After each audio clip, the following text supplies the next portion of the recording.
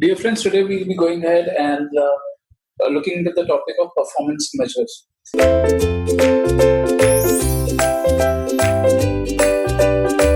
Now, what do you understand by performance measurement?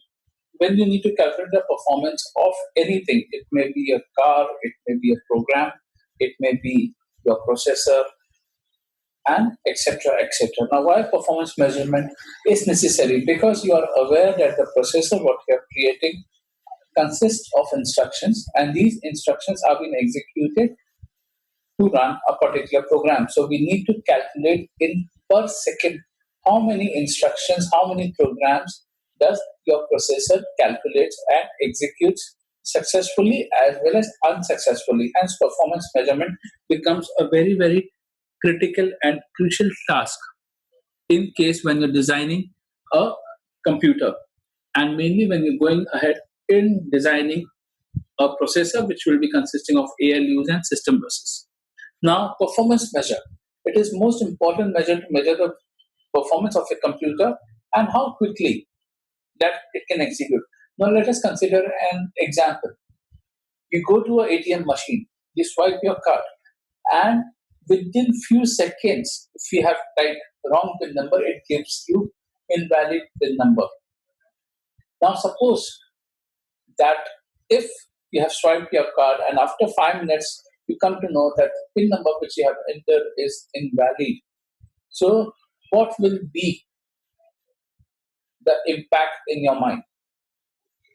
One thing, because if the PIN number is invalid, the machine should give me the response as soon as possible.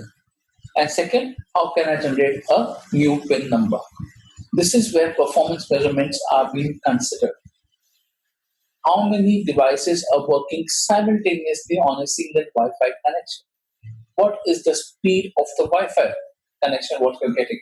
What is the speed of the different internet connections what you're using when you are in a remote location and when you are into a location where n number of users are present?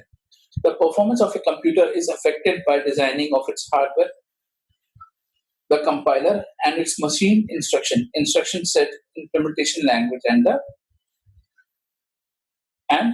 the environment, which includes your telecommunication systems and so on, etc., etc. Now, implementation language also plays an important role, because if you have made a program which consists of the language like .NET, Java, simultaneously you also need to check the speed of your compiling. The computer user is always interested in reducing the execution time so that more and more fast results can be produced. The execution time is also referred as the response time. Reduction in response time increases the throughput, means it increases the output. Now, what do you understand by throughput? The total number of work done in a given time. For example, if you have 100 pipeline instructions which needs to be executed in 1 minute.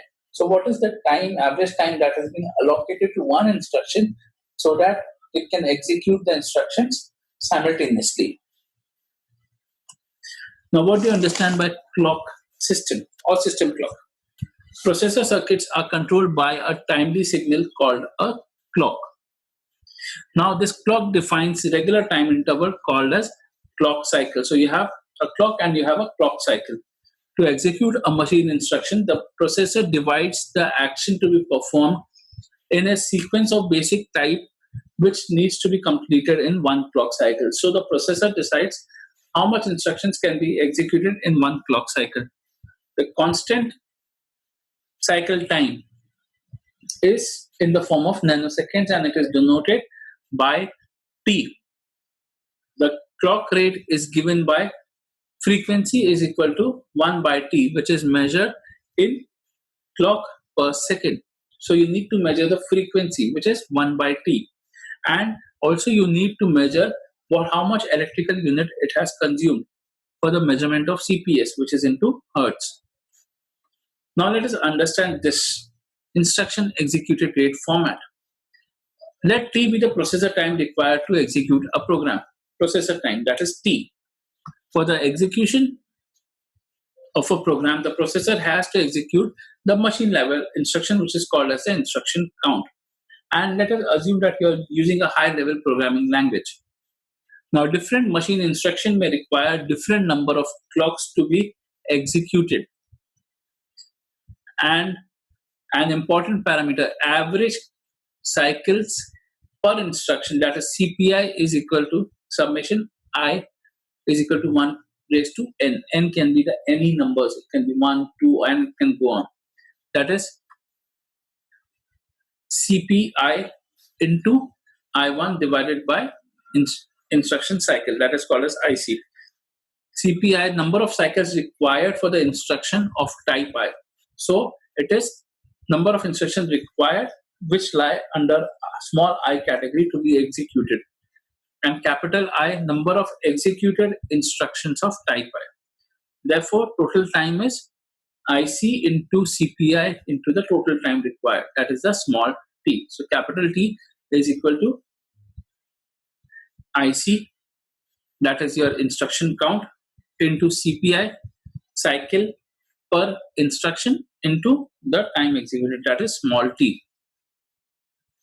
Now, what do you understand by MIPS rate? The rate at which instructions are executed, expressed million of instructions per second, that is called MIPS.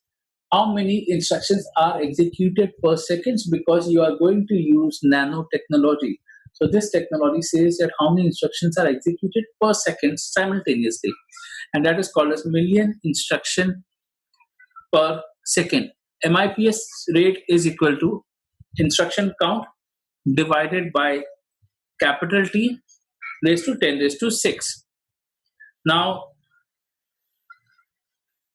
instruction cycle is equal to frequency divided by CPI into 10 raised to 6, as T is directly, time is directly linked with CPI. Then you have MFLOPS rate, millions of floating point operations per second, which is called as MFLOPS. Now, this is also called as millions of floating point, means how many instructions are getting executed, how many instructions are waiting to get executed, and what type of instructions are those, whether it's a pipeline instruction or the instructions which are being processed parallelly. Deals with the floating point instruction. MFLOPS is equal to number of executed floating point operation in a program divided by the execution time and into 10 raised to 6. Number of executed floating point operations. So how many operations are being executed in a floating time program, and what is the execution time divided by the execution time into 10 raised to 6. Now, speed up for parallel processing. Now, why parallel processing? Because we are aware that in pipeline processing, the output of one instruction becomes the input to the other, and so on. But in case of parallel processing, here it becomes a very, very difficult task. So, increase in speed due to parallel system. Speed up serial execution time upon parallel execution time. So, T bracket 1 upon T bracket n, where Tn represents the execution time taken for responding of n processors, and T1 is the time taken by best serial implementation of a program measured by one processor. So here Tn represents execution time taken by n number of processors, and T1 represents the time taken by best serial processor. Now, best serial processor means the processors whose execution time is very, very less. They are considered as the best serial processors.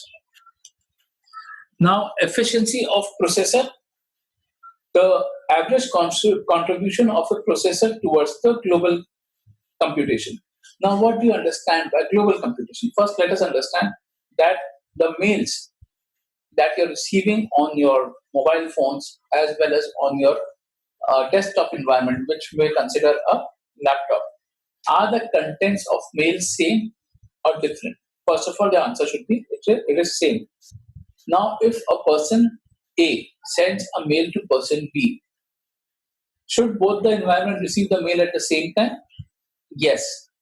Now, in case if there is a delay, like the recipient B receives the mail fast on his mailbox, and he's connected to the desktop via desktop. But at the same time, if there is a network connectivity issue, there is a possibility there will be a slight delay into his inbox where he will be receiving the mail. But he will receive the mail definitely. This is where how you check the efficiencies. So it may be a efficiency of a processor. It is also said that it may be the efficiency of a telecom signal or the connectivity issue. It is defined as speed up divided by the number of processor. Efficiency N is equal to speed up divided by the number of processor N.